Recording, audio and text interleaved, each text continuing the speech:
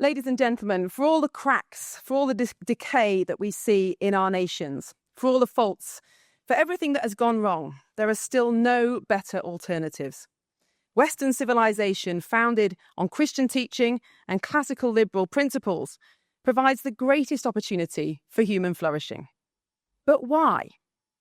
What is it about European culture, about our essential values, that we feel compelled to defend and to protect?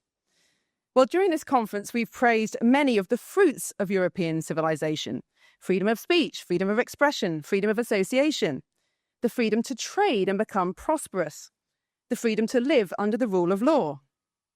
But there's one freedom that is perhaps even more precious, even more fundamental to Western culture, a freedom that at least half of us cannot afford to lose, and that is the freedom of women.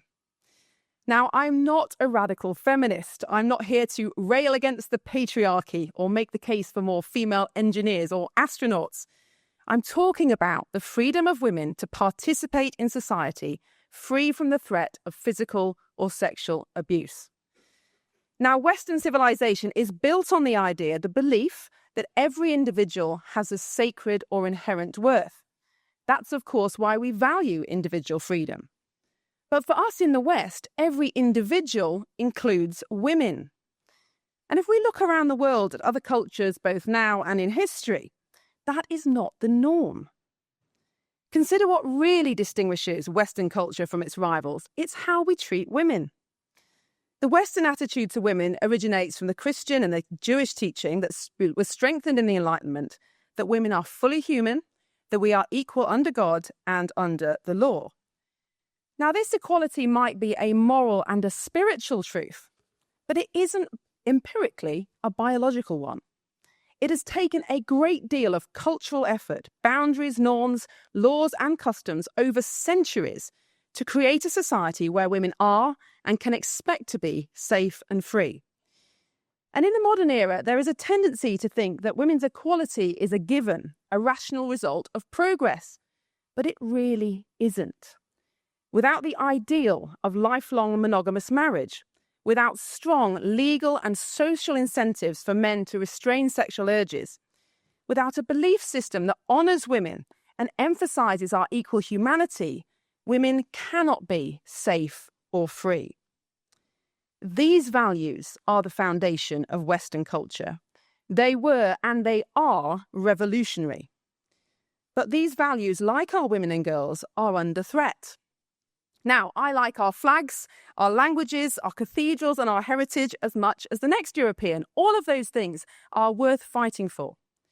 But even more than preserving those wonderful works of art, our education and our national traditions, I want my daughter not to be raped and abused. And as a woman, I'm extraordinarily grateful to have been born in the West, not primarily because of our history, but because I am safe and I am free. And for women and girls in Europe, that safety and that freedom is in decline. From the horror of the grooming gangs to the almost unspeakable abuse of Gisèle Pellicot, in Europe, every day brings a new sickening story of women and girls being brutally violated. These attacks are the undeniable physical manifestations of the challenge to the Western idea that women are equally human. This is the front line of the battle to save our culture. Now, there are three ideologies, I believe, that are challenging the Western view of women. The first is Islam. Islam is a religion of male dominance. In Islam, women are not equal under the law. Islam teaches that the answer to unchecked male sexual desire is not self-control, but for women to be covered up and hidden away. A recent report by Dr. Mark Jury for Christian Concern documented how Islamic teachings have been explicitly used by gangs of Muslim men to justify the grooming, the rape, the torture and forced marriage of non-Muslim girls, not just in England, not just in Europe, but also in Muslim-majority countries. Of course, not all Muslims believe that their religion justifies rape. Yet Islam as a cultural force is a direct and growing threat to the Western understanding of women's freedom and safety. But let's not pretend that Islam is the only ideology contesting Western beliefs about women. there are two other powerful cultural forces that are threatening our freedoms. The first is pornography. Pornographic material used to be very difficult to access, and until 50 years ago, its distribution was largely prohibited in Western countries. But the internet and smartphones have taken porn from the margins to the mainstream. Internet pornography is not light entertainment. Most online pornography is violent. It frequently depicts women being almost unimaginably humiliated, often by multiple men at once. Porn has normalised acts that would otherwise be considered criminal: rape, incest, sex with children. In the UK, the majority of men under 40 watch porn regularly. The average age of first viewing is 11 years old. Porn, far more than Islam, has transformed our culture. Last week on a train, I was sitting near 3 white British boys. They're around 13 or 14. Without any embarrassment or attempt to hide their conversation from other passengers, the boys spoke openly about what they wanted to do sexually to one of their friends' mothers using graphic, pornified language. Porn rewires developing brains and sexuality with terrible real-world results. Almost 40% of young women in the UK have been strangled during sex, compared to just 3% of women over 55. Over half of child sexual abuse is now carried out by other children. Dig deep into many stranger rapes and we find a pattern of hardcore porn use. Now, until recently, the West recognised that porn is corrupting to society because it undermines the belief that women are equally human. Porn, like any other powerful idea, shapes the way we think and therefore the way we act. If you don't believe that porn has the power to destroy Western culture, then you don't believe in the power of culture. Now, the third anti-Western ideology is less blatant in its mission to degrade women. Woke progressivism or progressive liberalism is a wolf in sheep's clothing because it claims to promote women's equality, to give women more choice and more independence. But the reality is a different story. The demand that women can be like men when it comes to sex, family and career has left women less happy and less fulfilled. Liberal abortion laws pressurise women into accepting sex without commitment.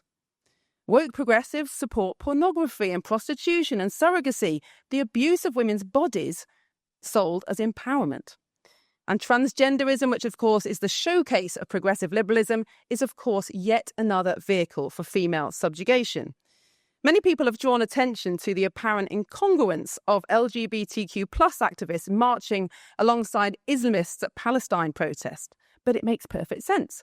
Islamism and transgenderism share the doctrines of male dominance.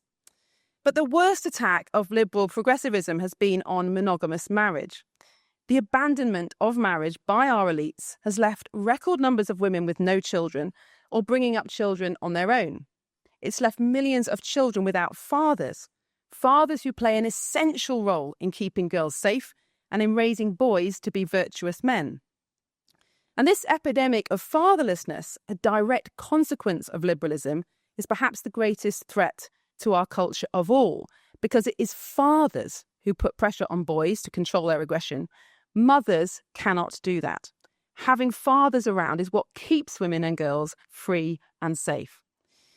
Islam, porn and progressivism weaken the most important foundation of our culture, which is the fair settlement between men and women. And our elites may claim to support women's rights, but they have been duped into allowing, even welcoming, 3 dangerous anti-women, anti-Western ideologies into the heart of Europe. We must resist. We must stop making unspecific complaints about immigration or cultural cohesion and start talking about Islam as a belief system and one that is incompatible with Western culture. We must take action on pornography and against those who profit from its proliferation. On the right, we can't be taken in by the argument that porn is freedom.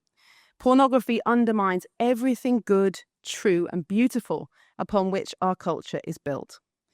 And on woke progressivism, the answer is not to attack equality, but to restate the truth at the heart of Western culture. Men and women are equally human, but we are not the same. And the erosion of this distinction has harmed men as much as, perhaps more than, women. Islam, porn and progressivism are eating away at the soul of Europe and at the safety of our women and girls. We must win the culture wars, not for its own sake, but for the sake of our daughters. Thank you.